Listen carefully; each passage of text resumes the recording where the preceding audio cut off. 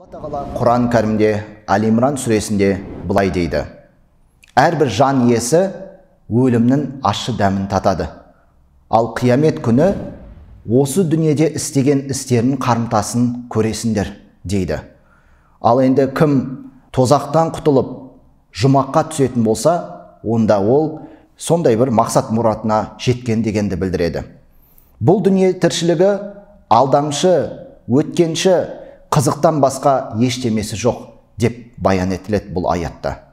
Құрметті жамағат, ардақты пайғамбарымыз, Алланың оған салауаты мен сәлемі болсын, хадисте былай деп айтқан сөздері бар: 5 нәрседен бұрын 5 нәрсенің қадірін біл. Біріншісі, қартайған шақтан бұрын жастық шағының қадірін біл дейді.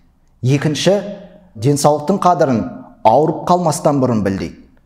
Үшінші, бос уақыттың қадірін шұғылданып, бос емес болып қалған сәттерден бұрын қадірін біл дейді. Төртіншісі, өлімнен бұрын өмірдің қадірін біл деп айтады. Сондай-ақ ардақты пайғамбарымыз өзінің хадисінде кедейліктен бұрын байлықтың, мансаптың қолында бар болған Алланың нығметін қадірін біл дейді. Міне, құрметті жамағат, бұл жердегі қандай да бір Алла тағала бізге берген нығметтері бар, сансыз нығметтері бар. Сол нығметтерге шүкіршілік етіп, Аллаға бойынсынып, құлшылық етіп, Алланы танып, Алланың бізге бергенін танып, міне және Аллаға беріліп құлшылық жасауымыздан асқан бір мәртебе, содан асқан бір ұлылық бар ма? Құрметті бауырлар, бізге Алла тағала Құран кәрімде былай деп айтады: шүкіршілік етіңдер және маған күпірлік етпеңдер деп Алла тағала айтады. Алла тағаланың нығметтерін еске алу шүкіршілік білдірумен болады. Және де қанша момын мұсылман шүкірлік еткен сайын Алла тағала оның нығметтерін арттыра түсетіні сөзсіз.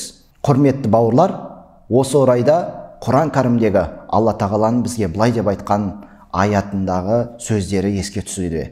Ол жерде Алла тағала былай деп айтады: мен адамдар мен жындарды өзіме ғана құлшылық етулері үшін жараттым дейді. Яғни біздің бұл дүниеге келуіміздегі негізі мақсаты ол біздің Аллаға құлшылық етуіміз, Аллаға жалбарынуымыз, Алладан тілек тілеуіміз екен, құрметті бауырлар. Енді Шәкәрім Құдайбердіұлы бабамыздың сөзімен тамамдай келе мынандай бір шумақтарды еске ала кетейік.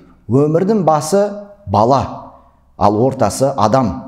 Қартайып шал болған соң кетті шамаң.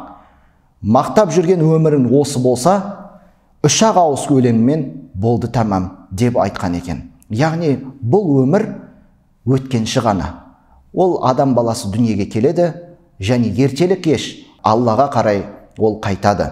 Ал өмірдің қадірі болса, өмірдің шынайы мәні болса, момын мұсылманның осы дүниеде шынайы түрде тақуа болып, Аллаға құлшылық етіп, Алла тағала бұйырған әмірлерін орындай отырып, Алла тағала қайтарған істерден, күнә істерден бойын аулақ ұстауда екен. Қадірмен жамағат, баршамыз осы өмірдің қадірін біле жүрейік.